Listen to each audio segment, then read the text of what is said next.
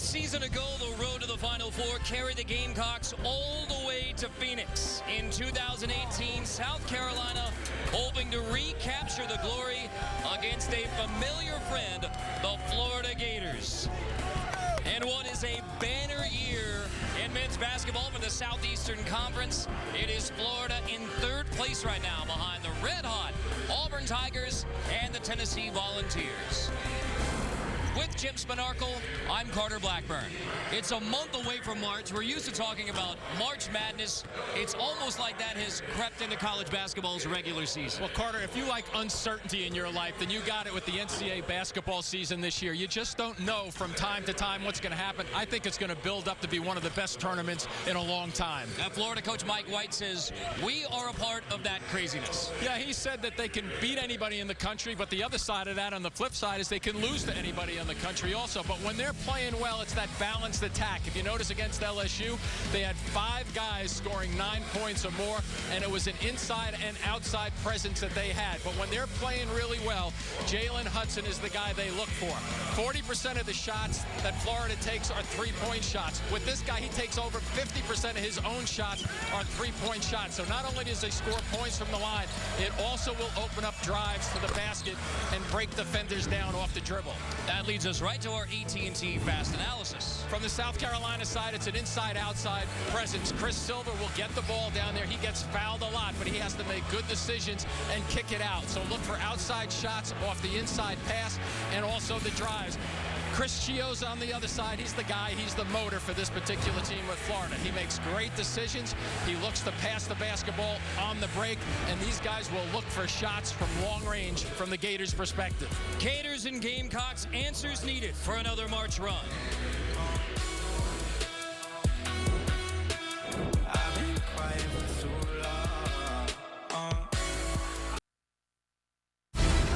CBS Sports College basketball coverage is sponsored by Infinity, empower the drive. AT&T. And by Buffalo Wild Wings. Wings, beer, sports. A Garden reunion, East Regional Final a season ago. Gators were there, Gamecocks were there, Jim Spanarkel was there all year in Columbia. Now, South Carolina has won 4 of the last 5 meetings against the Gators, including that Elite 8 matchup. Mike White now in his 3rd season coaching the Florida Gators. Elite 8 in year 2 for the Florida native. And his starting lineup, Jalen Hudson in the starting 5 for the Gators again, as he was Wednesday versus LSU when he scored 18. Chiozza leads the way. And for the Gamecocks at point guard, Hassani Gravett will start again for South Carolina. This just his 2nd start at the point since December 27th. They play through the big man, Chris Silva. For Frank Martin's 6th season at South Carolina, 11th as a head coach, led them not only to their first NCAA tournament win since 1973 a year ago, but with the win over the Gators, the first Final Four. And yet here it is February, and both teams are seeking answers. Trying to figure it all out. From Frank Martin's perspective for South Carolina, they've given up 80 points or more in the last 3 games, so defense has been a problem for those guys. And when you look at Mike White, his team winning 2 out of the last 5 games. They're shooting the ball occasionally very well, but Mike White even said to us before the game, Carter, he said, we can beat anybody in the country if we play our game. You know, and they have problems, though. So they're very talented. Shooting the ball will be important for them from the outside because they live and die by the 3-point strike. For the Gamecocks, since the win at Florida, lost 4 straight. When they won in Gainesville, it was like, okay, the Gamecocks are figuring it out. Hit 11 threes in that game, one of their best shooting nights of the year. And they have gone cold since. And to Kotsar, down the baseline. Kotsar gets to the rim. Fight for the loose ball, won by the Gators. Yeah, you're going to see Kotsar get the ball to try to get some action on the blocks. Silva the same way. They want to get some touches down low initially. And this guy here, Chiozza, will run the job. He'll do the job out front, looking for people who makes great decisions. Now Gravett pressing out on Chiozza to start. Good luck. Try the back cut. Fight inside, there's 5 to shoot. And that's 3 seconds, so give it back to the Gamecocks after the good look. Down low for Hayes. Well, one of the things, especially last year when the South Carolina team had a great year, when I was doing their games, I don't think I had seen any team play as aggressive defense as they did last year for Frank Martin over the period of time that we got to see them in the NCAA tournament. This year, a little bit different. But they do come out and pressure the perimeter, so watch for those backdoor cuts for Florida to kind of loosen up the perimeter a little bit. South Carolina's given up 80-plus in 3 straight games. First time a Frank Martin team has ever given up 80-plus in 3 straight games. To say Frank Martin is uncomfortable with that is an understatement. Good look inside for Silva. Silva swatted away, sending the Gators on the run. Chiozza, Hayes got the block, and then on the other end, Silva turnabout after the huge block by Silva. Foul called after the block. Yeah, we get a couple of challenges down low. What you think? Here's a pretty good guy who scores and gets fouled a lot. Bang, it's going the other way. Beautiful play there defensively at the other end also. A lot of action. And then after that block, the foul was on Evan Henson, his first.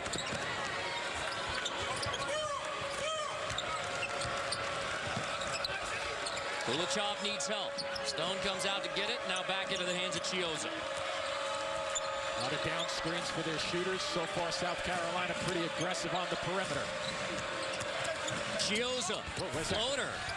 Yeah. Took the bump from Silva, but play on.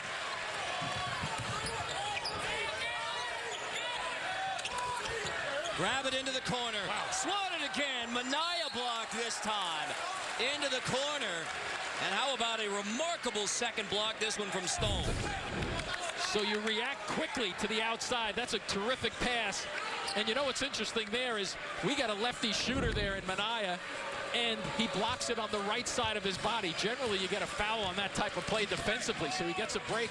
Timing was absolutely perfect, even though it's a risky play. You know, Mike White reminded us last time they came here to Columbia, went to the under-16 timeout, scoreless. Well, thankfully, we're going to have points on the board as Kulichov for the first points of the game. Another potential turnover there, ugly. And it will be Gator basketball off of the Gamecocks.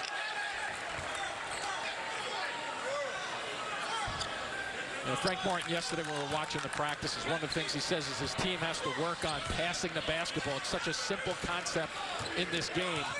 And Mike White knows that they've had some problems in terms of executing, so it'll be interesting to see how they keep the pressure on. But South Carolina just has to make simple passes, not tricky passes. There have been 6 shots in the game, and 3 of them blocked. And now the 7th shot spins out, boarded by Silva.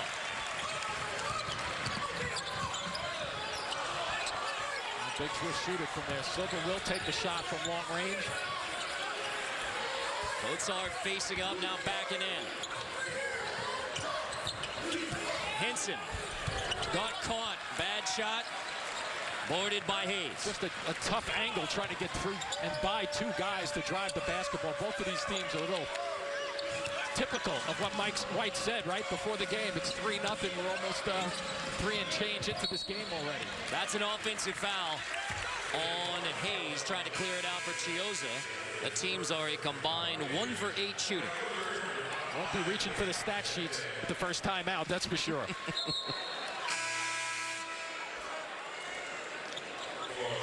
And these teams will go deep also, both of them. Dorjak Gak, sophomore from South Sudan via Sydney, Australia's first big man sub for the Gators. And Gak with a 7'4" wingspan. Let's see if we're talking about blocking shots, should come into play a little bit. Gamecocks only shoot 40%. There are only 7 teams in Division I who shoot worse than South Carolina. They're 0 for 4 to start. Minaya makes it 0 for 5. Yeah, those are the ones you have to make. There's no question about it. If you get an easy look, they turn it over 14 times a game also. Gators push. Gak on the baseline. Knocked out of bounds. So a 3-0 start for Florida. February 28th on CBS. Brace yourself for a game-changing new season. Survivor Ghost Island premieres Wednesday, February 28th on CBS. Turnovers are mounting up. Feet inside, Silva against Gak. Spins out, 0 for 6. Shooting start for the Gamecocks. A touchdown may win this game. At this point, a couple field goals might win the game. They play a little football down here, don't they?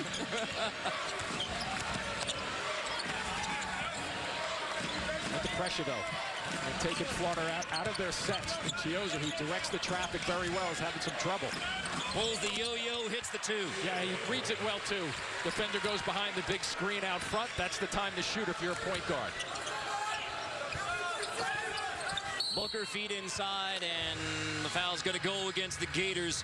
5-0 start for Florida. Guess what? It's 5-0. There's been good defense. Yeah, they're going after it, that's for sure, defensively. It's a tight one. No scoring, though.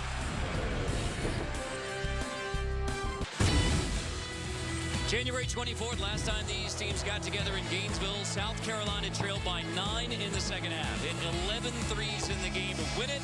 Florida went 6 for 23 from 3, 77-72. And that kind of tells the story, actually, of both teams. I mean, South Carolina gets that win. You figure things are on track.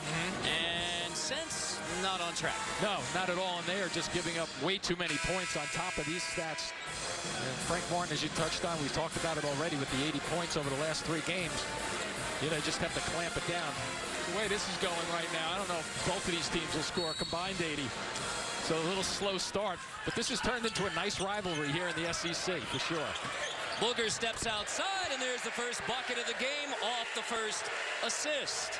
Grab it to Booker. And a 40% three-point shooter, so they isolated him. Good call for South Carolina coming out of that timeout. Knocked out of bounds. When you talk about Florida three-point shooting, the Gator fans are well aware of how it has been hot and cold, not game to game or week to week, not even half to half sometimes. It's been huge stretches of drought followed by hot shooting. Exactly, and they go for it. You know, 40% of their offense comes from, watch out now, the three-point shot.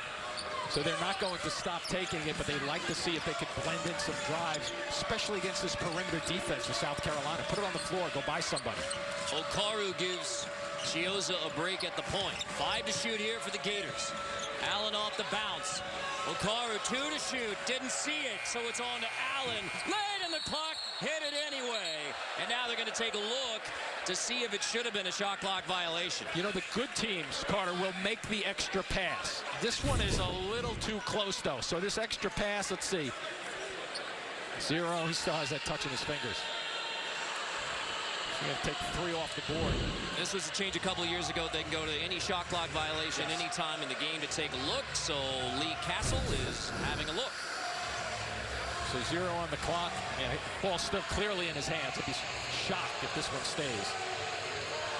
But it's interesting, though, when Allen shoots the ball well. I know this regardless of whether they count this or not, even though I don't think it's going to count.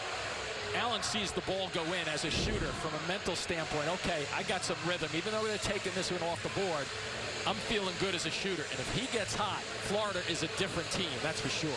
Came off the bench versus LSU on Wednesday, but still played 29 minutes. And asked Mike White about Allen and Hudson starting. He said, sometimes I don't even know who's starting because it's not about who starts, it's about the minutes, and Allen's going to play big minutes no matter what. Right, in the last 7 games, he's been averaging 14 points, but shooting 40% from the three-point stripe. There you go. You can be an official now if you want to be, Carter. Wipe it out. Yep. That's the correct call. But still, I think Mike White even knows he knew that was not going to stay, but the fact that Allen put that one in, I think, is a good sign for Florida. Now he's got to build off it, though, the next couple of trips down the floor. Holding in to run point for South Carolina. He's coming back from a hamstring pull, just his 3rd game back. See if they double team him in the blocks.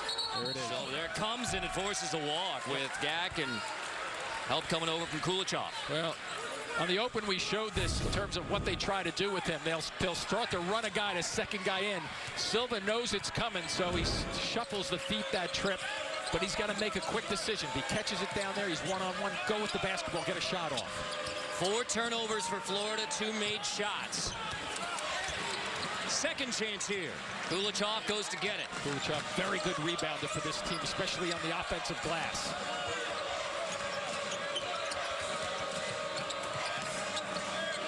Ballard pops out. See how hard they have to work for every possession, though? And that's why Mike White does not want to shoot a quick shot, because he doesn't want to be playing defense down at the other end. Late in the shot clock again. Okaru, runner, fight for the loose ball. Wow. And that is another shot clock violation. Back-to-back shot clock violations. Chiozza goes to the bench. You get shot clock violations, and guess what? Guess who's coming off the bench? Yeah, Chiozza is going to make sure that they get a good shot. That's his #1 primary job on there as a point guard. But it was just, you know, when you put young guys out there against aggressive defense, it's a difficult task for them to make sure they're executing. Here are the numbers for South Carolina 6 minutes in. 1 made shot, 2 rebounds. They're being outboarded 8-2. Still in this one, though. Right? And it's Booker floater. Now it's a 1-point game with a second bucket. It's a tie game with a second bucket. There's an offensive foul on Ballard.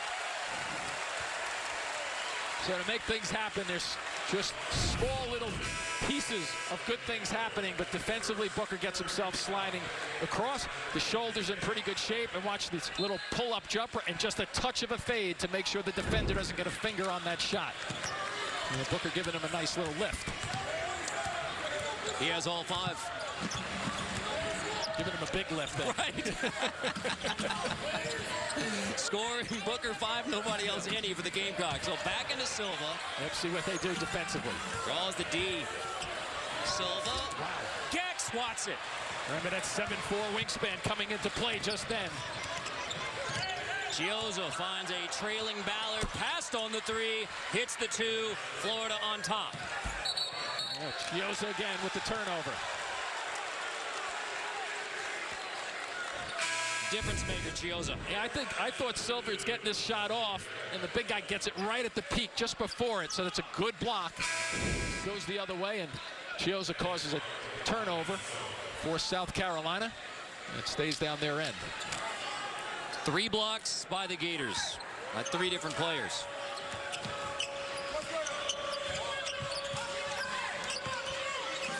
Wesley Myers on Chiozza right now. Is Myers, who was hot against the Gators in Gainesville on both ends.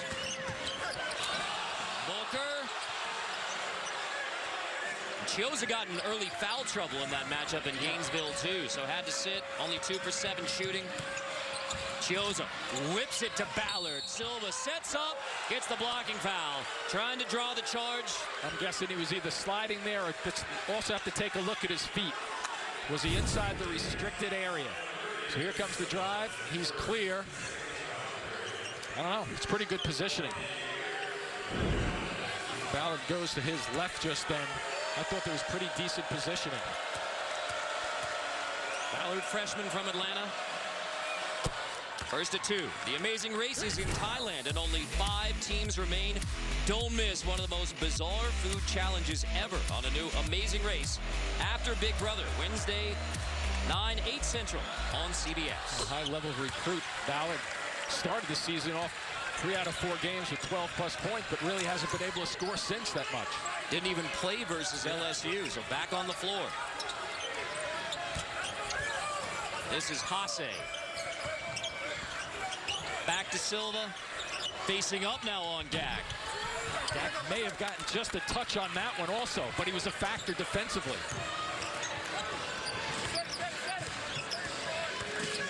Silva 0 for 4, hasn't gotten a real clean look as of yet.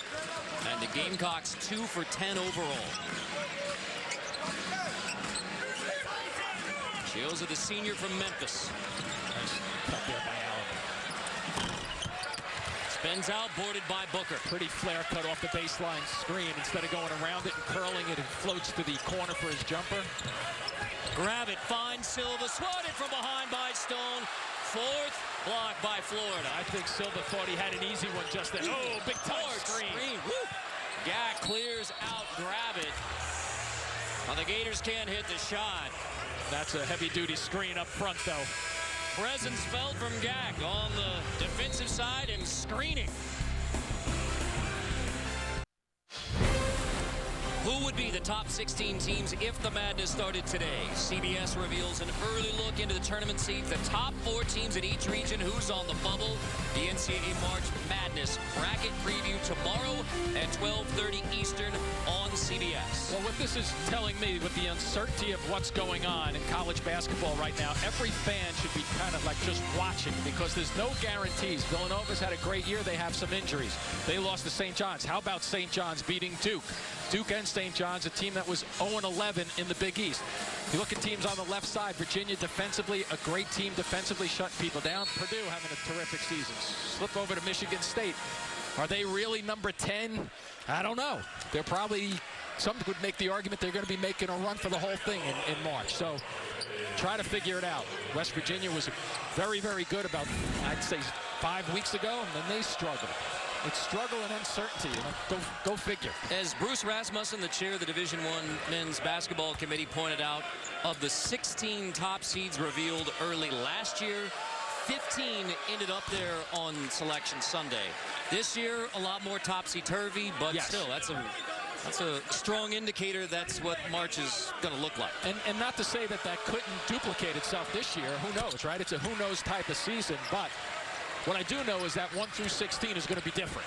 Well, in terms of where they finish up, the numbers will be all scrambled by the time it's all done when March rolls around. What St. John's did this week is absolutely unprecedented. 11-game losing streak, haven't won a league game, then you beat Duke, and then come back and beat Villanova. Absolutely stunning.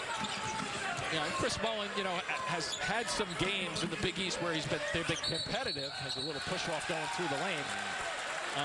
And so, to that point, it's so competitive, and same thing right here with the SEC. These two teams, kind of Florida trying to figure out where they're headed. They want to win because they want to stay in the top 3 or so in this league. South Carolina struggling. They have to find a way to win to climb back up. It's a 7-0 Florida run right now after the game was tied 5-5. Look at the rebounding. +7 for the Gators. This is a Gator team that hadn't been great at rebounding. And they're usually -2 on the rebounding.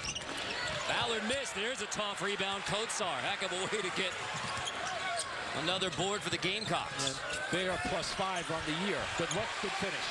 Ase off the look from Myers. Ase coming off 9 points against Arkansas, playing pretty well, though. He's been able to score some points and be effective with the minutes that he has. Look for him to shoot that 3-point shot, too, from straight on.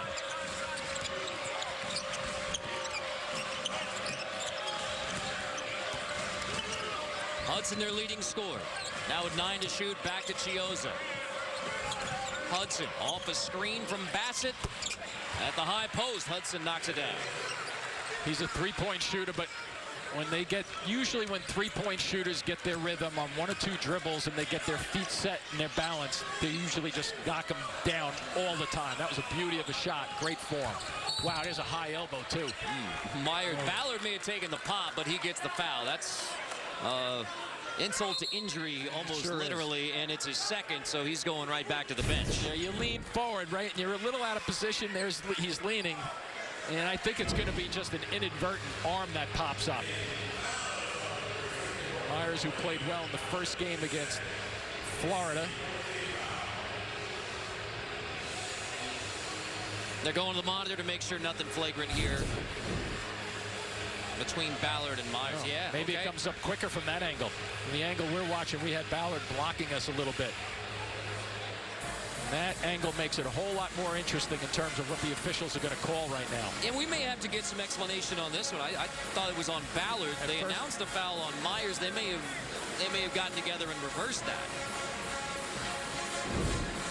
So we will seek explanation when Lee and his crew with Brent Hampton and Todd Austin. And flagrant 1, flagrant 2. It's just about what you would expect. Flagrant 2 would be worse. Yeah, they can reassess because if it's a flagrant 1 or flagrant 2, if it just stays on the floor, that stays on the floor.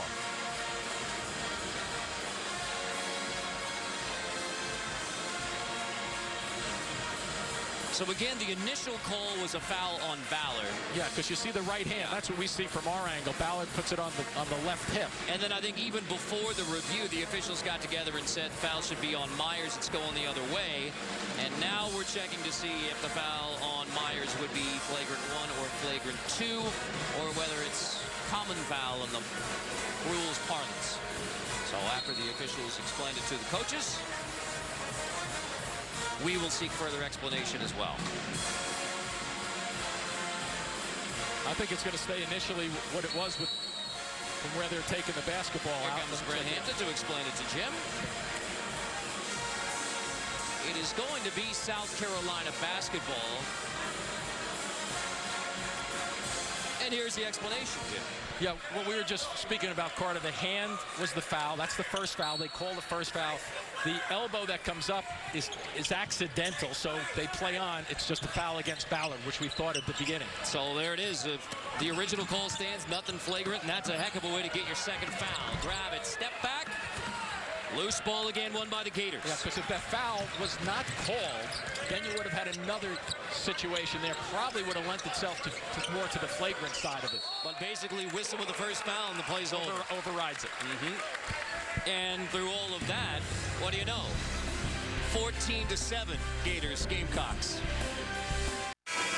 7 on the board right now for the Gamecocks. Their low points in the first half this season was 23 versus Illinois State and Puerto Rico. The question is, at 7 right now, do the Gamecocks get to 23 at the half? I'm not going out on a limb. They have their work cut out for them. Just under 9:30 to go here. I think they just got to continue to play the defense, stay right on the perimeter. You're a good money man. You're not riding with the Gamecocks offense at this point. Keep hedging. Oh, boy. Myers swatted. Another block for the Gators, sending Florida on the run. Allen corrals, can't finish. Loose ball, fight for it. Gamecocks win this scrum. Good kick and good transition defense, too, because Allen did everything right there except make that bucket. And now Kotsar with a head of steam. He got it on the other end, couldn't finish at the rim. 93 feet. Well, there's a lot of action going on, but not a whole lot of scoring still. But these guys are playing hard, though. Nice cut. Chioza gets to the rim. That one's unopposed. Yeah, the perimeter for South Carolina has to do exactly the same thing as Chioza's doing. Try to challenge, be aware of the shot blockers, but get them moving their feet. Feels like we should be talking about blitz packages right now. Another block. Yeah, you got to be 11-2 run. That's now 6 blocks by the Gators. You have to make decisions as you're driving. They're not making good decisions. There's a little reach out front by Myers. And Hudson takes the bump, but Florida on the run. Tomorrow's CBS, athletes, actresses, TV personalities, and Omarosa. See how they get along in the same house. New celebrity Big Brother tomorrow after 60 Minutes on CBS. Carter Blackburn, Jim Spanarkel, our producer Ryan Galvin, director Mark Grant, here on the road to the Final Four. These teams met in New York. Jim was there to watch South Carolina's win over Florida. It was a terrific run for both of those teams last year, in particular with South Carolina. But they have different personnel. Oh boy, watch out. Well put. You did a Big Brother read just then. That might have been an O brother. And the Gators are allowing nothing at the rim. Wow. It's a head scratcher. Florida went for 2 both times, so they have a 16-7 lead. The Gamecocks have gone for 2 a lot. They just haven't made any of them, in part because of Florida D. This is a team that only shoots 40%, South Carolina, and they're struggling with it. But you know what really causes the shooting problems, I think? It's the passing problems that they have. They just don't get the ball to the guy at the right time. Their sequences, their timing, their chemistry is way off. And when they get down low or outside, the Gators have been responding and really shutting them down. Silva is a guy number 3 in the country as far as free throw attempts. He's getting shots blocked down there. The perimeter, they're having problems. I mean, it's just a mess for South Carolina at the offensive end of the floor. But you know what Frank Martin usually does with his team? He stays on them. He gets them to keep working hard. They're not going to go away. I can guarantee guarantee you that. The effort has been there, and the effort is going to continue for South Carolina. This game was tied 5-5, so it's an 11-2 Florida run since. And the Gamecocks are 0 for 6 shooting since the game was tied 5-5. And so they'll try to get it started with some more aggressive defense right now, although Booker backs off. Looks like Holden is ready to pick up Chiozza midcourt. Nice there it is. Little back door. It's going to open up the wing. Okaro for 3 off. Great offense down the baseline. Nice set. Was waiting for that from the first 3 or 4 minutes, and they wait until a timeout to run it absolutely perfect. You look to get a backdoor layup. If you don't have it, that opposite corner is exactly where you're supposed to look. Largest lead of the game for Florida.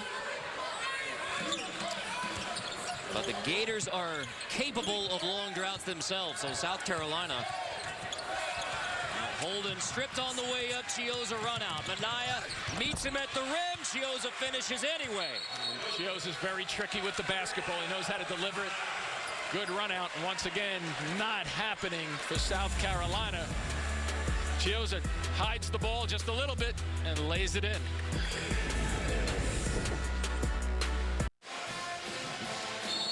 (21-7). Sometimes you just have to sympathize with coaches. I mean, with what Frank Martin is dealing with this year versus a Final Four team last year.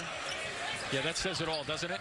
And getting the shots blocked, and it's a combination of a pretty aggressive Florida defensive effort here, but just uncertainty overall.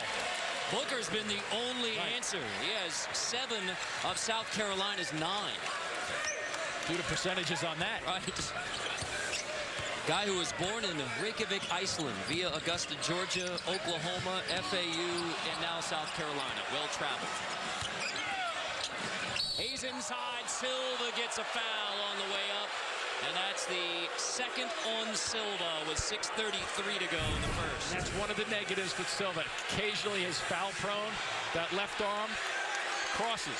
You're going from a right jump hook. Frank Martin doesn't like the call, but if you look at that play, he's shooting the basketball. Hayes is with his right hand. He's got the body in front, and Silva tries to cross his body and his left arm to try to get to the shot block. So take a look. Watch. He's kind of crossed the body. Right there. So he's getting towards the ball, and that side of the building, the fans are going to see just the ball. This side of the building should see, even though this is a home court. Sure. They're not going to agree. They're going to see the ball, the slap on the left hand. As if that's going to make a reasoned, measurable response. I've always said that's why they don't hand out whistles as giveaways, especially in home floors that are struggling for the Gators. You know, Frank Martin made an interesting, Gamecocks. about Silva as he stays on the floor with his second.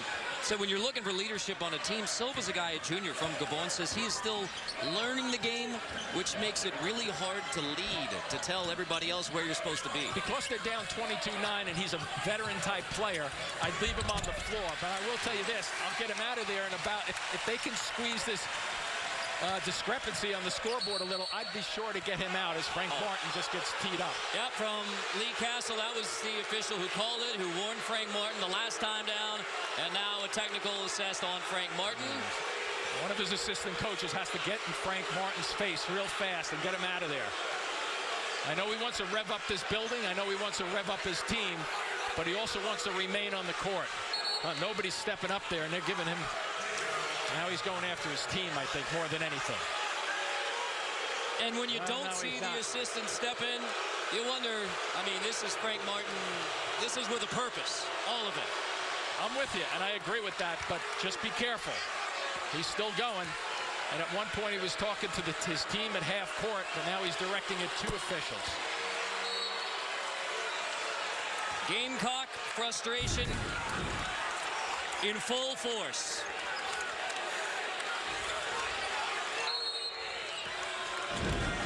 And again, that was warned the last time down. And I think that was kind of like a mocking, yeah, you're finally getting one right type of thing. And they're trying to get this building revved up. Here comes the crowd.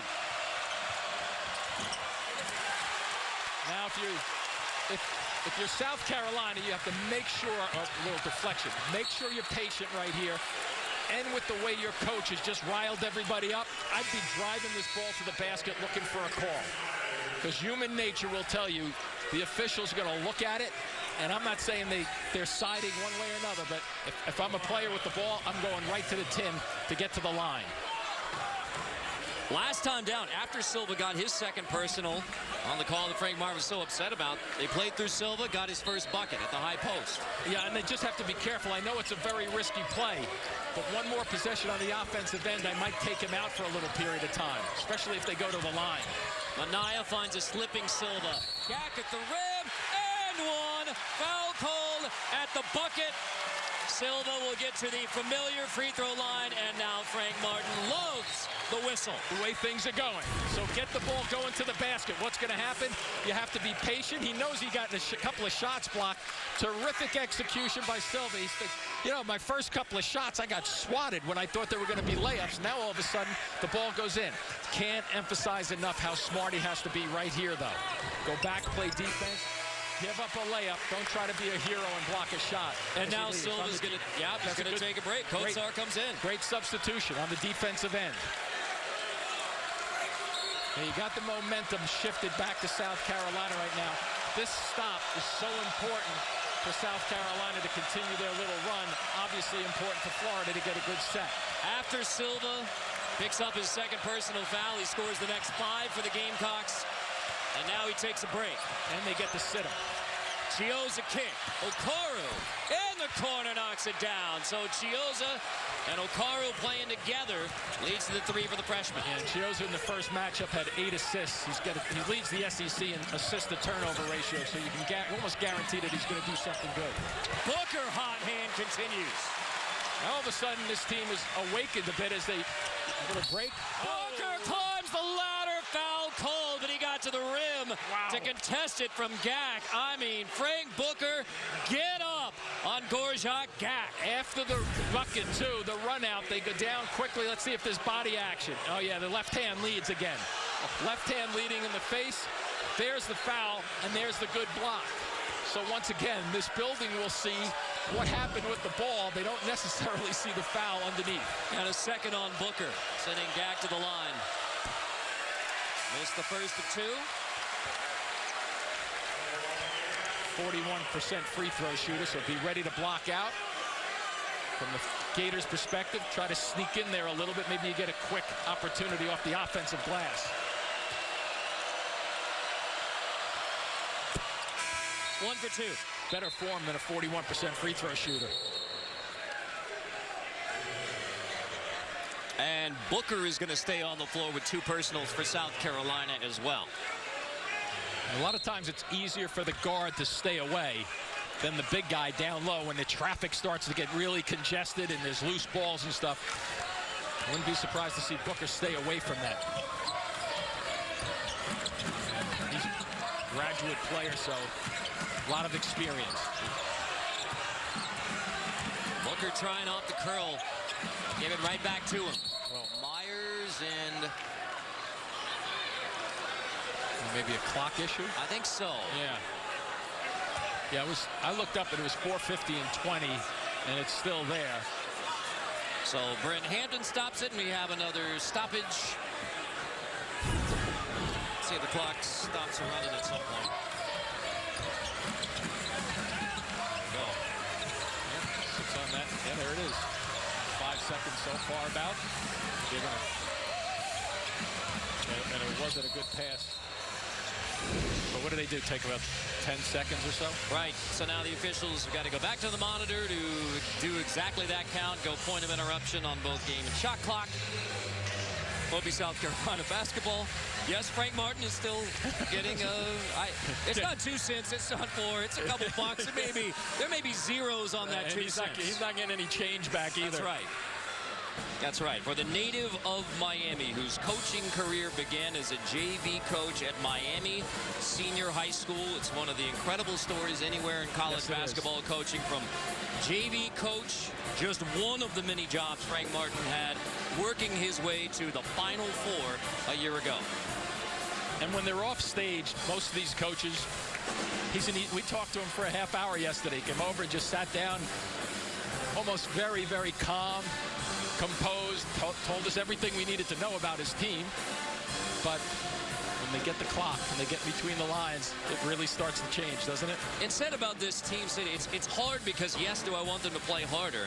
But it's a young team. Yes. They are trying to play hard. He said, and right now it's very, very fragile. So you feel great when you win in Gainesville, Yep. and then 4 straight losses, and it's hard to drop the hammer on a young team that's still learning. Yes, and add to the difficulty of what Frank has. Last year he had a very good team, a lot of experience. They have a terrific run. And they come back this year and you're searching for who wants to be the leader, who's going to step up. A lot of these guys don't have the personalities. They're not that vocal, he was saying yesterday. So he makes up for it occasionally with the vocal. Right. And then you turn back the clock a few years ago with Sindarius Thornwell and P.J. Dozier, who were the young guys. They got beat up a little bit by the time they were veterans. And you grow, and you try to grow. And he tries to help them grow. And that's one of his jobs as a coach, to get him to that particular spot on the floor. You remember the celebration? And again, it's just all point of interruption, so 9 seconds to shoot, 4:39. The celebration when they won that first win in the tournament since '73, Right. and then as a 7 seed to take it all the way to the Final Four with a win over Florida and New York. So 4:39 game clock, 9 seconds to shoot. Difference of 11 seconds. Kotsar lines it up. Need to line it up a little bit better.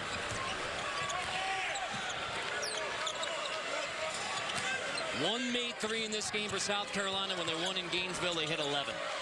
Yeah, the temptation is to put Silva back on the floor, too, when you're down 12. But I think I agree so far. Wow. Chiozza off the bounce, getting past all the Gamecocks. And he senses a guy tracking him, trying to block a shot. And what does Chiozza do? He goes from the off the floor at an underhand shot, which is the quickest way to get it to the glass. Oh, good step in by Chiozza. I nearly poked it away. So the guy they call Cheese.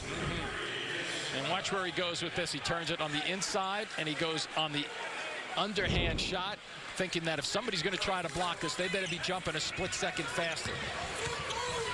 Myers off the bounce attack, stripped away by Okaru. Myers gets it up. That's a tie-up. Possession arrow will give it back to the Gators. Up 2 touchdowns on the Gamecocks.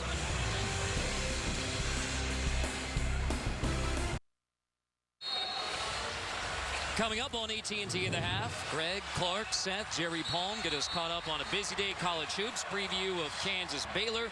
Bracket breakdown, but can they break down the bouncy ball race? I mean, that was... I'd like to see them have a race in the studio. Yeah, I would like to see that too. Just a suggestion from the guys of the game to AT&T in the half. I'm going with Clark. Ooh. Yeah. I don't know. I think Seth probably has done that before. Right. You get the... He'll kill me for that if now. you box the trifecta, you really come big on the AT&T at the half race.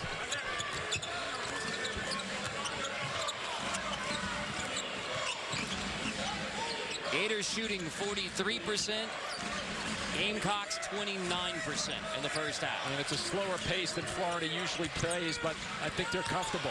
Allen with a drop-off for Bassett. Good look from Kayvon Allen. So the patience working in their favor, even though Mike White knew they were going to play a little bit of a slow-down type of game against South Carolina here on the road. Good execution.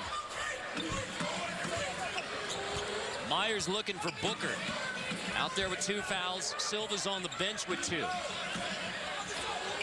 9 to shoot. Minaya to Booker again. Fading and 1 with a foul on Okaru. Okaru trailing that play, lost his balance just a touch, but Booker, the most confident player on the floor for South Carolina, comes across the screen and watch the elbow. Gets him right on the right elbow. Good call from the officials, and Booker will go and try to finish off a 3-point play. A guy who averages 11 points per game, Frank Booker, has 11 in the first half. Perfect. Let's see. If you take away Frank Booker, the Gamecocks are 3 for 20 shooting, other than Booker. It's been a year at FAU after 2 years at Oklahoma, so Booker graduate transfer. See, one of the things South Carolina, if they're going to play this defense for roughly 25 seconds, they need to get some stops. Grab it, hand in the face, doesn't matter. Allen hits it anyway. It just really demoralizes you after a while when they come down and they hit a couple of good plays. We saw an inside cut by Florida. Now we see the outside shot by Allen. Not shooting as well this season. 33% from the three-point stripe, as he's capable of. Booker again. Finally misses from the floor. 1 for 6 from 3 for the Gamecocks. Stone, who has 3 blocks on the defensive end, gets blocked, but a follow by Bassett. Another board, another bucket for the Gators. And Stone driving against 2 players. Probably not a terrific decision against 1-on-2, but that allowed a follow-up shot by Bassett because both guys released and nobody blocked out, both going from shot blocks. Florida's plus 11 on the boards in the first half. Kotsar into the paint, drops it off. Cud gets fouled on the way up. Jason Cud. So you see Stone's bringing bodies with him, and that's going to allow the offensive glass. Look, both guys out of position. It's an easy follow-up. Bassett will take that all day long.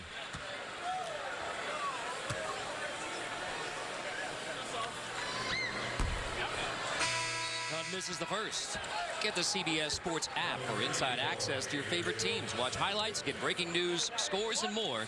Download the CBS Sports app today. Limited free throw attempts for Cud this season. 7 for 9 coming in. This is the deuce. Continuing the theme, South Carolina's having trouble putting it in the basket. They sure are. Maybe the second half will be a little friendlier for them.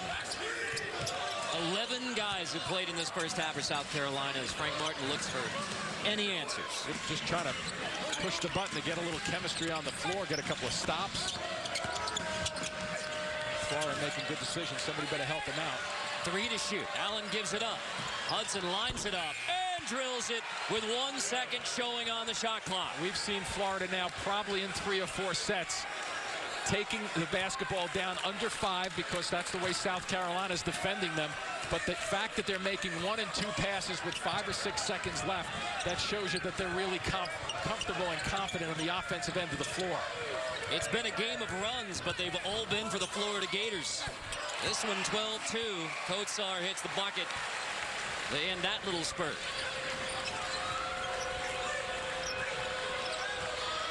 So again, South Carolina low points in the first half this season, 23 in Puerto Rico versus Illinois State. And they may get another chance at it with a differential, may not. And obviously with the differential here, they'll just take it down to about the 7-second mark and then start going into their offense. Here we go. There's the 7-second mark. Here's the offense. Hudson, good screen. Hudson knocks it down off a great screen from Bassett. Last chance for the Gamecocks. Grab it. 20 on the board at the half. The Gators dominate the first 20 against the Gamecocks. 41-20 at the half. And now we send you on to Greg Gumbel in New York. Thank you, Carter. Coming up on AT&T at the half. Selection Sunday just 4 weeks away. Who are the #1 seeds? Clark, Seth, and Jerry Palm weigh in after this message and a word from your local station. CBS Sports presents AT&T at the half. As they scream, what the heck is going on in Columbia? It is halftime. Florida 41, South Carolina 20. Welcome to AT&T at the half, everyone. I'm Greg Gumbel alongside Clark Kellogg, Seth Davis, and our CBSSports.com bracketologist, Jerry Palm. What the heck is going on? Dominating defense by Florida. 8 block shots in the first half. 10 guys played. All of them scored. Nobody in double digits, but defensively, they've got into the Gamecocks, not allowing them space. And when they've gotten opportunities, they have been sent in reverse. And then offensively, the Gators have been able to knock down shots. But defensively, this is the best I've seen the Gators play defensively for a 20-minute period. Connected, locked in, moving their feet, challenging shots. dominating first 20 minutes. All right, Clark, Villanova in action early, trying to bounce back after its loss to St. John's earlier this week, hosting the Bulldogs of Butler, Seth. And the Bulldogs of Butler have beaten Villanova 3 consecutive times, including earlier this season in Hinkle Fieldhouse, and they've got their eyes on win number 4. Look at Sean McDermott knocking down the three-point shot. Nice ball movement for Butler. Jalen Brunson with the and one. Keep in mind, Villanova is down 2 injured starters. Phil Booth not going to come back probably towards the Big East tournament, and then Eric Paschal, their starting forward, is out with a concussion, and Keelan Martin has taken advantage. 17 points in the first half, and the Butler Bulldogs have pretty much led this game throughout, but this is not the same Villanova team that's won all these games. All right, Jerry, question I've heard in the airport a couple of times, is Villanova #1 overall? No, not right now, and it's more because of the loss to St. John's the last time out, because when you compare them and Virginia, 2 very similar profiles, but the difference is that second loss to a team that's not a tournament team on your home floor. And I know about the injuries, but losses are losses. The committee can't assume you would have won that game, and they can't ignore it. All right, so let's have a look now at how your current 4 #1 seeds stack up. Yeah, well, you start with Virginia and Villanova, which we just talked about. Number 3, Xavier, flying under, I think, everybody's radar, but having an outstanding year with a high number of quality wins and a strong schedule. And then number 4, Purdue, coming off that loss at home to Ohio State, which is killing me. But, you know, this is a team that's had a great year. 19 wins in a row. Even in the Big Ten, that's still pretty impressive. I don't disagree with the first 3. I've got Michigan State as my 4th #1 seed, using predictive and analytics, if you will, but I think they'll handle Purdue today, and Michigan State, very formidable team. Kansas is one. How did you end up with Kansas where you have them, Seth? I got Kansas on the one. line. I'm a little bit of an outlier, a little bit of an iconoclast, as you know. But if you look at Kansas's schedule, they have 7 top 50 wins. 5 have come on the road. Xavier's got 5 top 50, 2 on the road. Projecting ahead a little bit because Kansas plays at Texas Tech in a couple of weeks, and that's a big game for them. Certainly, if they win out and win that game, they'd be on the 1 line. Seth, of course, just his modus operandi is usually just to make people upset. I'm good at it, The too. top 16 teams, if March Madness began today, will reveal an early look into the tournament seeds, the top 4 teams in each region, and who's on the bubble on the NCAA March Madness bracket preview. That's tomorrow at 12:30 Eastern time here on CBS. Meanwhile, one other top 25 team in action, number 19 West Virginia, winners of 2 straight, hosting Oklahoma State. Well, the Mountaineers, when you know they're going to defend, and when they knock down shots, that's James Bolden. He had 8 points, a pair of threes. But Kendall Smith for the Cowboys responding nicely. And here comes Javon Carter. Tough little runner there. He got into the 3-point shooting party as well. Mountaineers, not much separation so far, but they are +3 at the half. 39-36 is the score at the break. We'll be back with more AT&T at the half after this.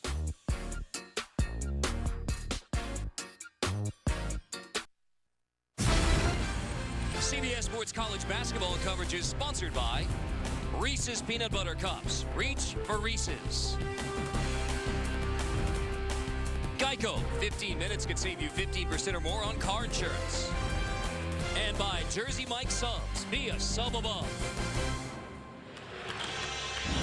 And after all those looks from Frank Martin, do we even need to show you the Coca-Cola first half stats? Because those facial expressions tell the story of the first 20 minutes for the Gamecocks. The negative side of it, 33% for the Gamecocks, and obviously the positive for Florida shooting the basketball. I thought their tempo was pretty good in terms of playing both sides of the floor. In terms of defensively, they were great. Chioza just setting a nice, easy tempo in the half court and a little bit of a run out, but always making good decisions. Even though he didn't pile up the assists in the first half, you can tell that he has his fingerprints on the pace of what's going on.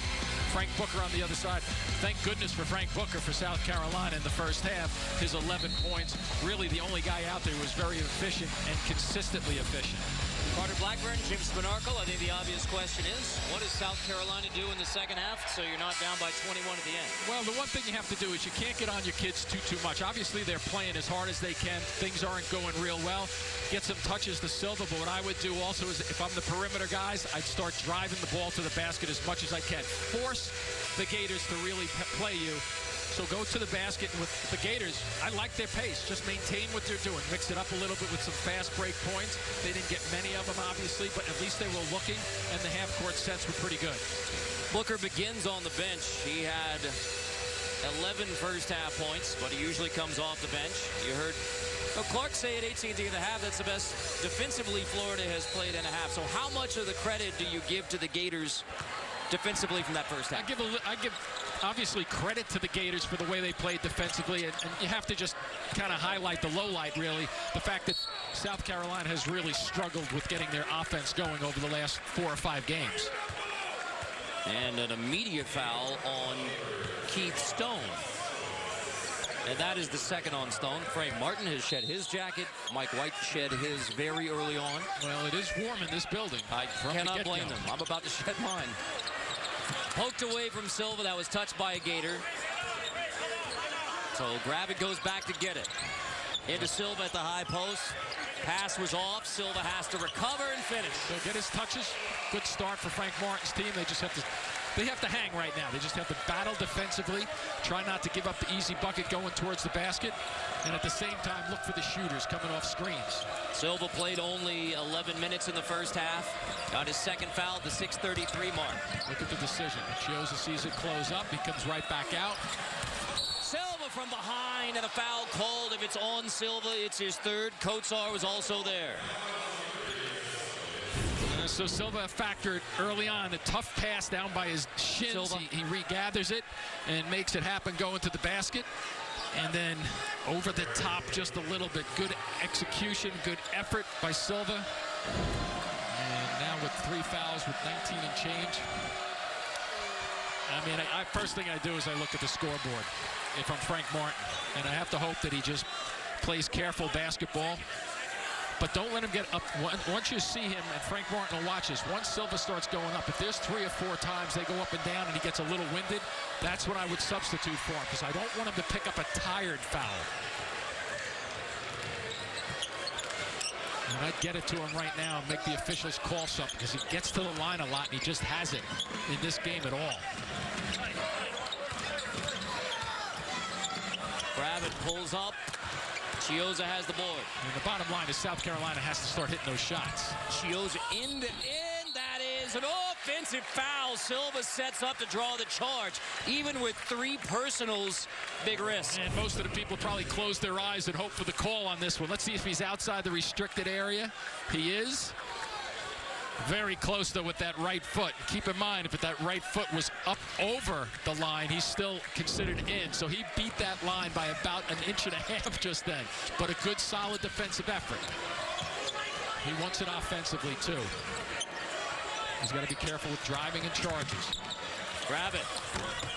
Tough 2. Rolls down for Asani Gravett, the junior who started just for the second time today. Second start since December 27th. Coming off his 12-point effort against Arkansas, so he can score. Hudson off the curl to the rim. Follow Hayes. Nobody got Kavarius Hayes on the box out. 3 guys are looking at the ball, going after the driver.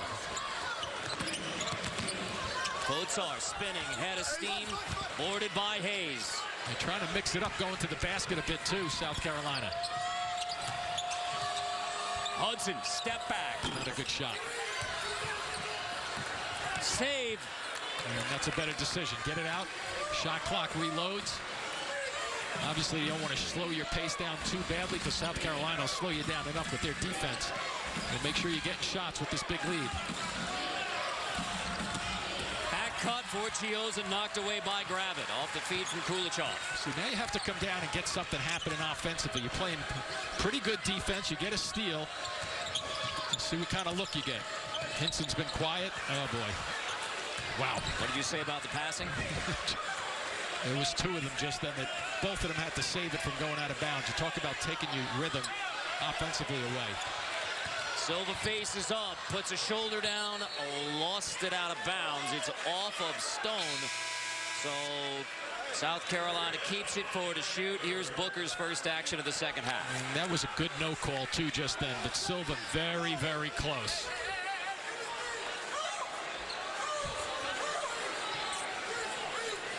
For to shoot, Booker will inbound. See if he can find the guard. Got a wet spot on the floor, and Kulichov will take care of it himself. No help needed. Wow. Igor Kulichov, the graduate transfer from Rice. Does it all. Does it all. Watch for Gravett coming off the screen if he delays it.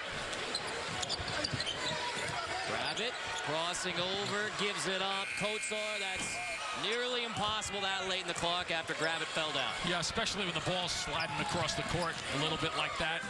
Silva was trying to go up against two Gators on the offensive glass, but he's going to be very careful. He can't take any risks going after those shots. And this will tell you something about Florida. Playing with a big lead, can they just be comfortable in the half-court sets and execute? With 5 on the shot clock. Hudson picks up the dribble, poked away by Kotsar. That's shot clock violation. Okay, Florida wasn't aware of it, I don't think. You know, Frank Martin's getting an effort from his team defensively. But as we've been touching on, 24 points, as we know, is just not going to cut it. He's got to find a way to get. He's got to find a way to get 3 or 4 stops, and then on those 4 possessions coming down, maybe score 3 out of the 4 times so they can get some belief in their offense. I just don't think they believe they can score at this point. And a reminder that just over 2 weeks ago, South Carolina went to Gainesville and beat Florida. Real good point. Haven't won since. Into the post, Silva. Quick turn. Silva spins out. Hayes contests it. And in that last game, they scored 77 points. Kulichov, tough runner. Gets the rebound. Booker. Silva with a sledgehammer. Silva. Boy, did that ever open up. Look at this catch. Hayes on the other end rejected. Gonna call it in the cylinder. Count the bucket. Was still Silva. End to end. Boy, he's playing freely, that's for sure. The Gators getting one down the middle of the floor. They don't get many opportunities, and here's the big crunch to finish it off, and a terrific effort. Beautifully done. Wow.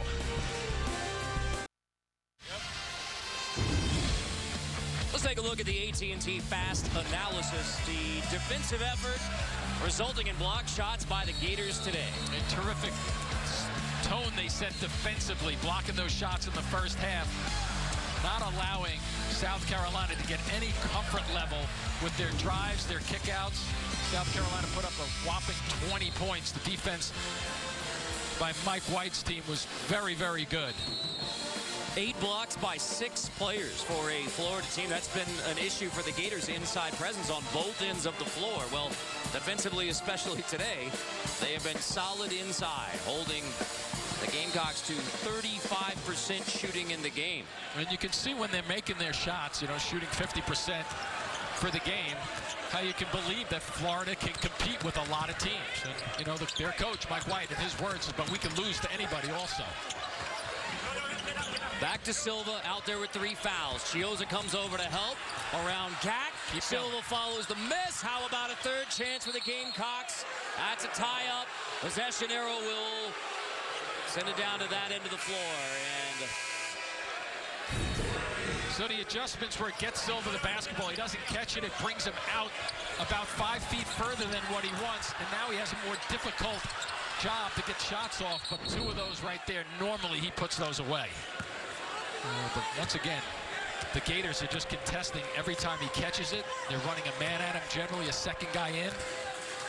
But I do like the fact that Silva is going and becoming more offensive-minded when he catches it, even with the 3 fouls that he has. The rebounds are now 29-13 in favor of the Gators. Minaya pokes it away. Minaya, run out, created it with defense, ends up with offense for Justin Minaya. And the angles on the court worked well for him just then as a lefty. He picked that up, scooped it, and he knew he had an opportunity to cross into the middle of the floor to his strong hand. Chiozza gets past Holden, draws the D, somehow finishes with a left. I don't know how he pulled that one off. Boy, he disappeared among 3 guys jumping and squeezing on him, and he takes that shot. I thought he was going to pass it out. Kotsar backs in. Yeah, they're playing it inside out, aren't they? They're getting the touches, they're just not getting the finishes. Good look here. Allen with another good look, and the Gators finish in transition. Kulichov gets the bucket, but Florida all around up the floor. They haven't had many transition buckets, but that was a beauty just then. Keep it hopping, keep it off the floor if you can. No double team, one-on-one, good hands from behind. Jack pokes it away. Booker continues a hot shooting. He is now 6 for 7 shooting today. The only hot hand for the Gamecocks. Gack comes out of that play with a smile on his face, thinking, I should get an assist on that one. He delivered that with a little flick from the post right to the delivery for the shot. Gack has played well. There's a back cut and another lay-in for Kulichov, who's been the beneficiary of the good passing for the Gators. And that's going to happen. You were talking about that in the first half with South Carolina playing second half now, down 20. They have to extend. Gack fouls Silva. Chiozza, electric. So watch him come through, and all of a sudden the white shirts start to close in. There's 3. There's 4 guys within striking distance, and somehow he puts that spin, and now he goes up over the top. Breakdown defensively, but you notice that Florida has now changed and adjusted just a little bit. They're bringing 3 and 4 guys above the foul line, which is going to allow for those types of plays and also drives to the basket. Silva gets to the line again. One of college basketball's best at getting to the line, misses the first. Tomorrow on CBS, athletes, actresses, TV personalities, and Omarosa. See how they get along in the same house. New Celebrity Big Brother tomorrow after 60 minutes on CBS.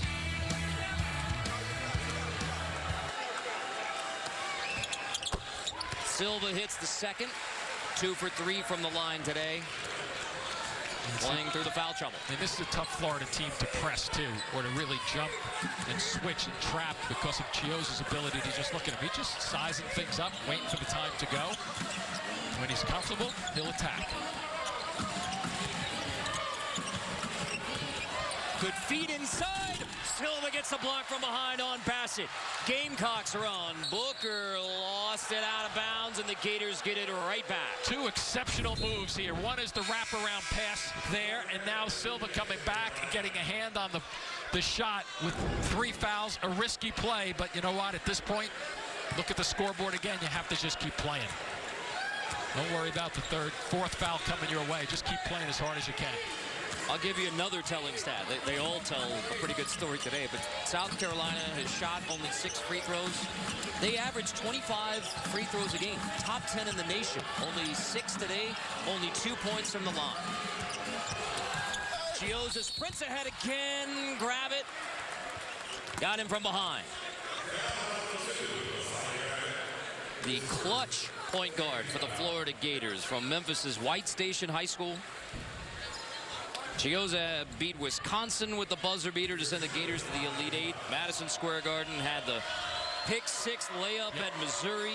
Scored the final 6 in a huge win over Cincinnati, a stellar Bearcat team, and Chiozza just willed them to that win against Cincinnati. Yeah, when you look at Florida's success, when they're winning, his numbers are kind of off the charts. When they in their losses, they're not that good, obviously. So he's just primes the pump for them. He's constantly there, and I've seen him a lot in person and a lot on television, and he just has a terrific understanding of the fundamentals of this. Yes, he's athletic, he's quick and all that, but he just understands the game very well and the timing of it. Well, you can continue those numbers. In the loss against the Gamecocks, 2 for 7 shooting. Right now, blowout, he's 5 for 6 shooting. And really, other than that one shot we just saw the replay of, really not spectacular play. He just understands and fundamentally sound. Tips that one away from Booker, making it tough on the defensive end as well. Off the Gators, Carolina keeps it. Yeah, deflections are good because they ruin the rhythm of the offensive team.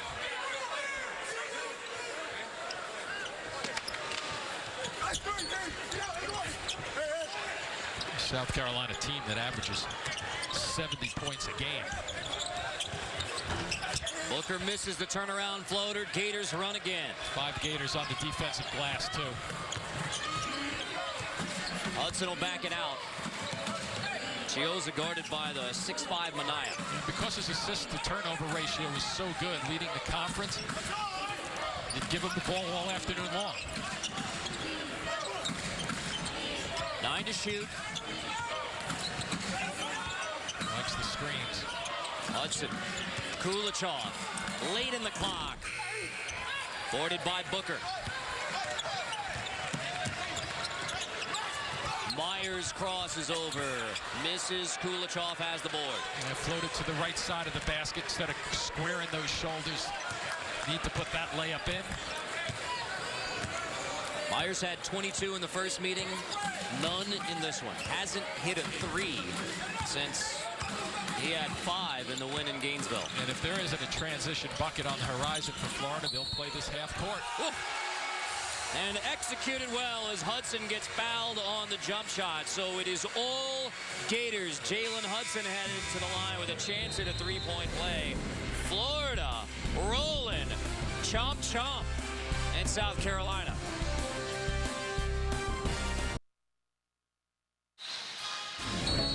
Today, the PGA Tour on CBS at one of the most breathtaking places on earth, on the Monterey Peninsula, the AT&T Pebble Beach Pro-Am. Dustin Johnson, Bo Hostler have acquitted themselves well. Now, Tony Romo has had a solid showing as well, but I'd say Dustin Johnson and Jason Day, Phil Mickelson, Don Rahm, they have Pretty good. Pretty good at that golf. And this is your year, I hear, to break out the clubs. Right. Work on it, huh? Including beautiful. Including the rake. Boy, oh boy. What, we've got a grape slushy going? That was a great shot just then. Yeah. Grape slushy, intense. Can't beat fun. And Gamecock colors, too. Garnet black. I mean, who's happier than him? Probably his parents. No. Just happy. Order up one of those slushies for Frank Martin right now. Oh, yeah. He could use one. Silva, baseline. Just can't get it to go. The game in a nutshell. Yep, they come out of that break and they get a good shot. Booker bothered the pass by Allen. Gators keep it, but Booker deflected it. And if Florida gets to 80 in this game, it would be 4 straight games. The Gamecocks have given up 80. Frank Martin, in his 11 years as head coach, Kansas State and South Carolina, had never gone a stretch giving up 3 straight games with 80+. And this has the potential to be the 4th straight. Yeah, and they've been averaging giving up the 68, but that's a byproduct of the 3.5 games headed over 80. But, before that, they were a defensive lockdown team. And like I said in the first half, last year they were really a lockdown team. Allen turns it over. Myers on the run. Gators back with him to get the block. Hayes with the 9th block by the Gators today. And Stone was a factor. Whew. And then off the bounce, Jalen Hudson, the former Hokie. And there was a period of time for a couple of minutes when Frank Martin picked up a technical in the first half that this place was pretty noisy. It's been silent in here. So the second guy, you see Stone, he comes in, he's a factor defensively because he forces the ball to go to the opposite side. And then what do you get? You get an easy one for Hudson running the floor. Native of Richmond, spent a couple of years at Virginia Tech. Allen bumped by Beatty. 12 players have played today for the Gamecocks, including David Beatty, the freshman. Doesn't get into every game, but, I mean, you're looking for anything right now for the Gamecocks. And Silva and Booker really the only two who have stepped up with double figures. This pace, Florida once again happy to bring this shot clock down 10 and under. And the question for the Gators and Gator fans is this the team that we're going to play like the rest of the way into March as Silva gets the block? Shot clock violation. I mean, is this the team, the Gators, a reminder that they started 6-1 in conference, then lost 3 of 4, beat LSU, looked pretty good doing it. Now they've looked dominant on the road at South Carolina. So which of these Gator teams do you have down the stretch and into March? Well, I think you'll know with about 4 games left in the regular season how they're playing for those 3 or 4 games before the conference tournaments begin. But I think Florida is similar to the rest of the NCAA this year. Who's going to show up on what day and who's going to get upset? They're trying to drive it through the middle and baselines. And let's see the foul call here. Might wipe out the bucket, and I believe it will. It is Silva. And so that not only wipes out the made bucket, it's the 4th on Chris Silva. Little push off there. Did that bucket count, though? They are going to count the bucket. Yeah, yep, that was exactly the discussion between Lee bucket's Castle and Brent Hampton. Because that shot's in the air and the foul occurred after it. So that's a good call from the officials. The bucket will stay. And so will Chris Silva with 4 personal fouls. Why not, right? Perfect. Why not exactly? Florida right now projected by Jerry Palm as a 10 seed in the NCAA tournament. One of 8, maybe 9 teams from the SEC being discussed in what has been a terrific resurgence for SEC men's basketball. I think a couple years ago, 2 seconds, Silva contests. Never hit the glass, never hit the rim. Another shot clock violation. You think a couple years ago, mission accomplished for SEC Commissioner Greg Sankey, who brought in former Big East Commissioner Mike Tranghese to boost men's basketball. Now you see the result with the SEC among the best in the nation. Yeah, Tranghese always very successful. And you look at those numbers, you know, once again, yes, there's power conferences, but does that mean they're going to run the table? The way it's been playing out so far, it's going to be very competitive. I think there's just so many unknowns this year. And oh, by the way, on the women's side, where South Carolina won the national championship last year, a star-studded lobby here in Columbia. As the women's team is in town for practice, so you run through the lobby, and it's Brittany Griner and Diana Taurasi and Lena Deladon. Yep, Sue Bird. Watch part of the North Carolina Duke game with Gina Oriema. So, yeah. Okay. I didn't see who won that game, so I have it on tape. I'm still going to watch it tomorrow. Okay, you know, I won't give you the spoiler alert of what happened between the Blue Devils and the Tar Heels. I did catch that one. Did you watch the St. John's Duke game? That one I did not see. Yeah. Not a great week for Blue Devils. You're having a great week, though. That's the important part. Here with you, South Carolina. That's right. Toasty building. Action-packed game. Allen top floater. Wow. Jason Cudd with the rebound.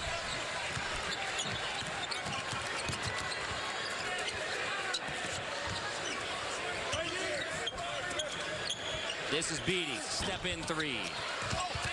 South Carolina 2 for 11 3-point shooting. Second chance bucket. Cudd will get to the line as we hit the official timeout at the under 8 with the Gators in control, 58-34. Here's what's so amazing about the rebounding differential for the Gators. In their last loss versus Alabama, they were minus 18 on the board. Right. They have flipped the script today against the Gamecocks. Yeah, they're catching the Gamecocks on a slide on the way down, and, you know, I really have to tip your hat to the way Florida has played consistent basketball. And defensively, they did a good job on Silva and company in the first half, shutting them down with the block shots, and they continue to just come at it. Silva 4 for 12, and to the right with 4 fouls. Not sure it would have been that big a factor the way the Florida Gators have played this afternoon. Jason Cudd, the 7-foot freshman from Myrtle Beach, gets the free throw. He now has 18 points on the year.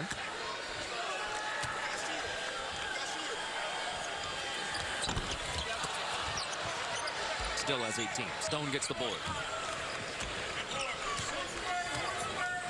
Florida, who has lost 4 of 5 to South Carolina. But as you said, everything on the way up today for the Gators, everything on the way down today for South Carolina. For Mike White, Florida native. He played at Ole Miss, 4-year starter. First NCAA win in Rebel history. Then was an assistant at Jacksonville State, Ole Miss. Head coach, Louisiana Tech. Had some really good teams at Louisiana Tech. Won 3 Conference USA regular season titles, but couldn't win that championship game. One of them was against UAB in Birmingham, Alabama. So you're playing a road game in the conference tournament.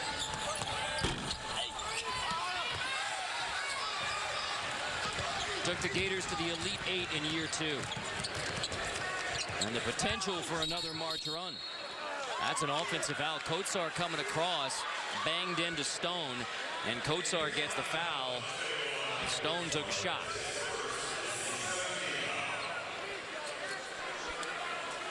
Coats are over there to make sure he's okay. It happens along the baseline. And there it is, the right on the chin. I think that's inadvertent. Sure. So they're going to take a look at it just to make sure, but you saw that look that we just saw. That's, as they say, basketball play.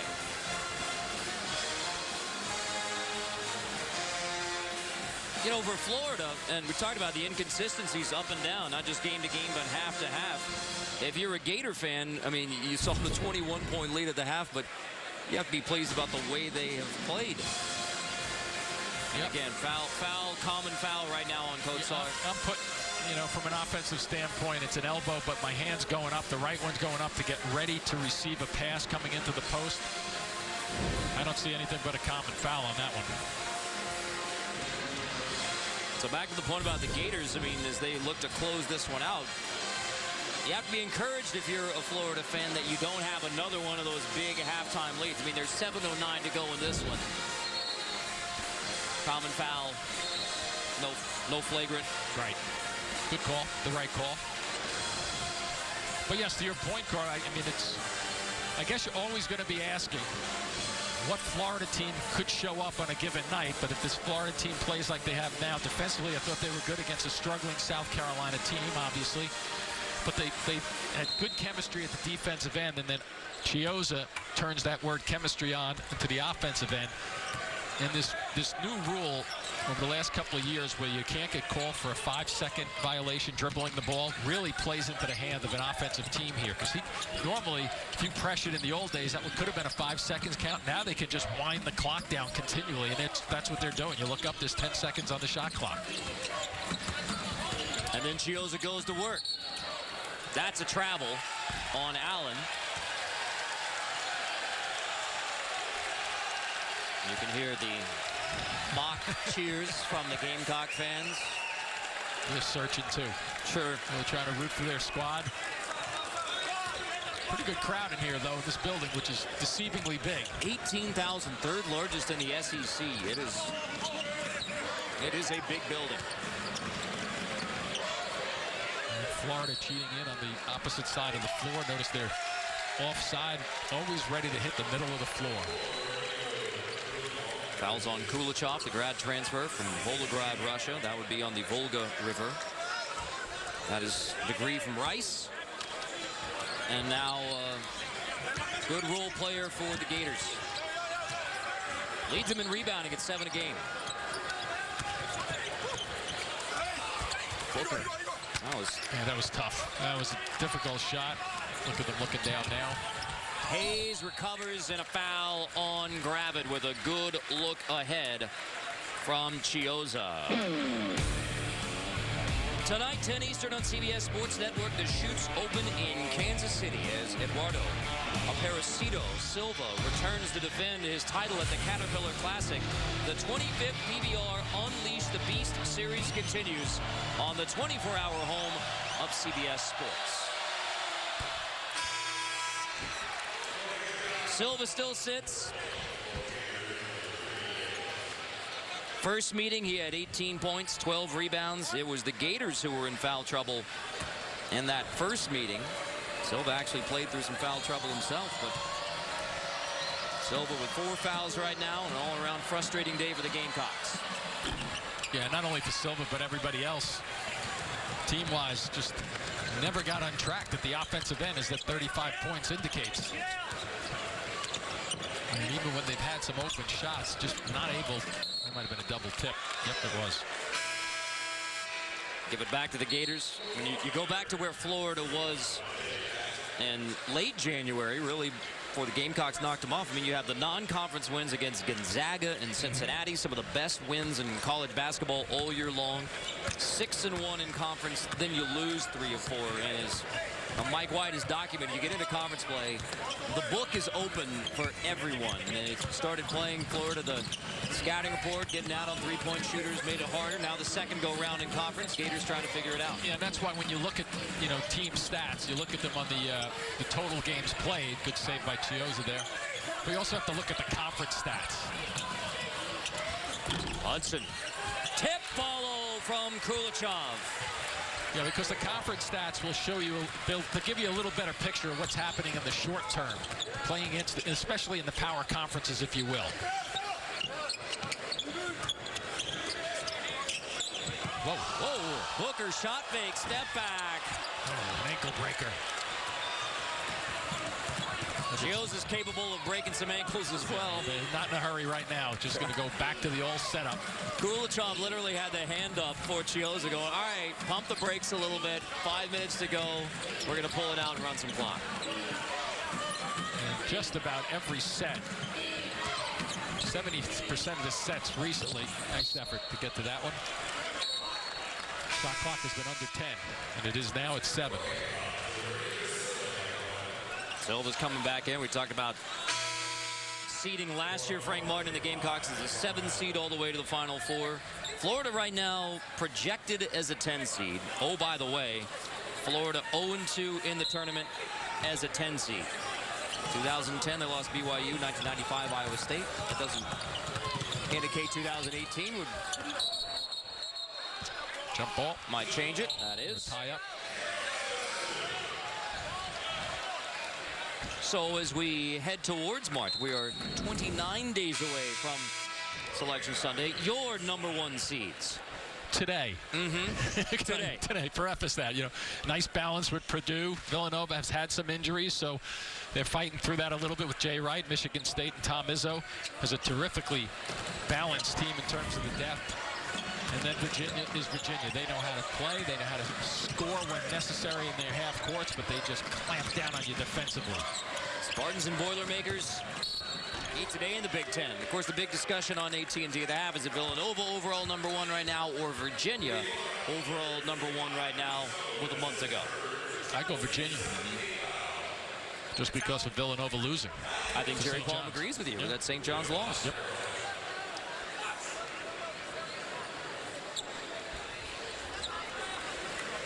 Mike Kotsar at the free throw line. From Tallinn, Estonia. That's on the Gulf of Finland. Then came to the U.S. to play at Sunrise Christian Academy in Kansas.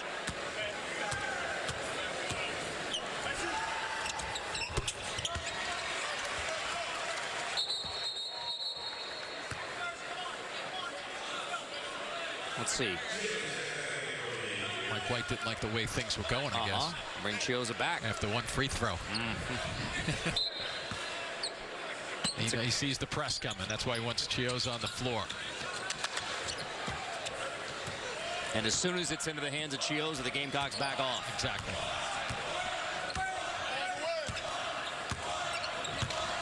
Same message. Just sit on it. 4 corners right now for the Gators. Just a little action, but nobody's catching it and going with it until under 10 seconds. Chiozza looks up at the clock. There's 8. Now we'll get the action going. Trying to take Myers. He'll take the 3 himself. Oh, boy. Almost got a very friendly roll on the road. 3:54 as the Gators rolling towards another SEC win against the Gamecocks.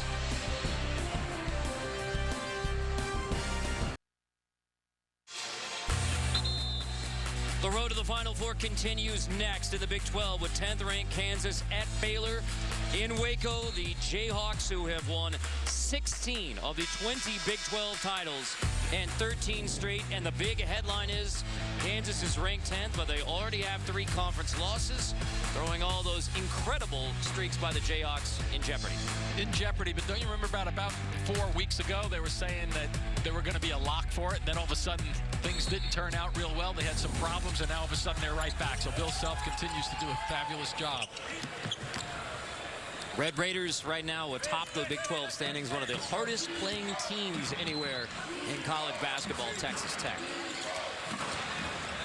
West Virginia's another one in that conference that plays pretty difficult, aggressive basketball. Frank Martin, Bob Huggins go back a ways.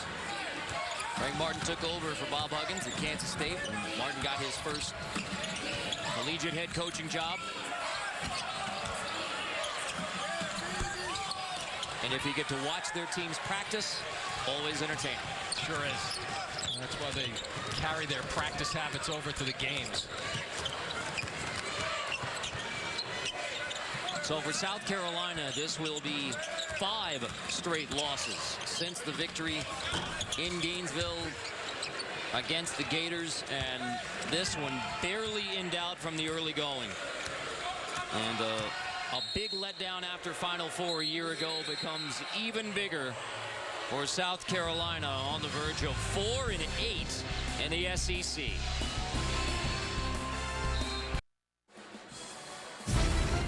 CBS Sports College basketball coverage is sponsored by Axe, Buick, proud partner of the NCAA, and by Kay Jewelers. Every kiss begins with Kay. Fewest points South Carolina has ever scored in an SEC game, 36 versus the Florida Gators, January 2013. Here it is in 2018, 36 points showing right now for the Gamecocks. And a game dominated by the Gators. Maybe the only ray of sunlight for the Gamecocks. They're unlikely to give up 80 in this game. That's true. That's about it. That's a positive. I say unlikely. There's still 2:40 to go. Edey off the bounce, lost it on the way up. Gamecocks keep it. And looks like Kotsar took another pop.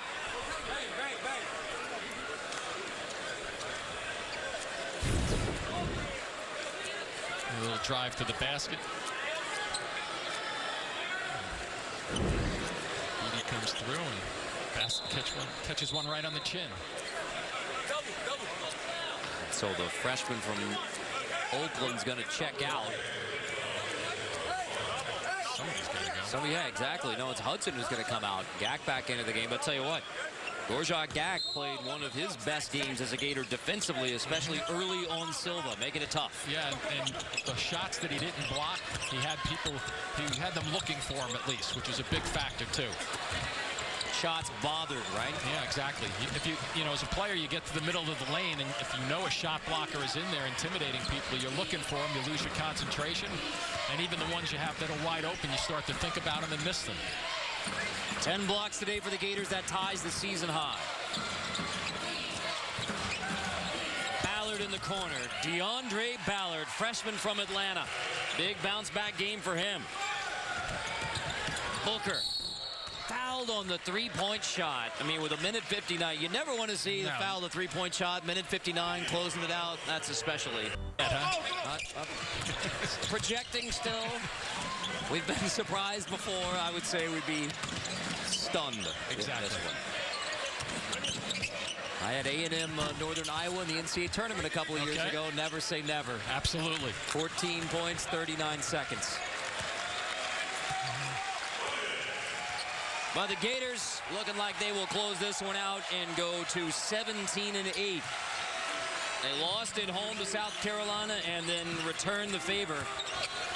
Gamecocks on the road in a dominant performance, both ends of the floor. And you know Mike White has to be pleased, especially with the defensive effort today against South Carolina. Yes, the Gamecocks have struggled offensively, but this is a different level for Florida. And I would just add to that too, Carter, the fact of the last 10 or 12 minutes, how they just ran this set, which were basically the game is over right now, but they ran this set and never got out of it. They were up 20 points and they just kept playing same old thing. And South Carolina couldn't even throw a double team at them because of Chiozza for the most part. Tough runner for Okaru, the freshman from Raleigh. And so when the Gators needed to go end to end, they did it. And when the Gators needed to stretch it, run clock, they did exactly that. And a foul with 2.9 when the game is decided. Mike White's ready to shake hands.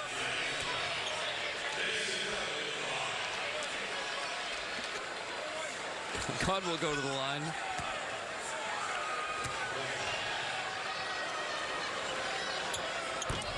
And now Frank Martin with a smile on his face, because what can you do at the end of this one? Yep, you just try to build confidence. Long afternoon, though, on their home floor. Gators out-rebound the Gamecocks by 22 and win it 65-41. Coming up, Kansas takes on Baylor in a Big 12 battle. This has been a presentation of CBS Sports. We'll send you out to Waco right after this.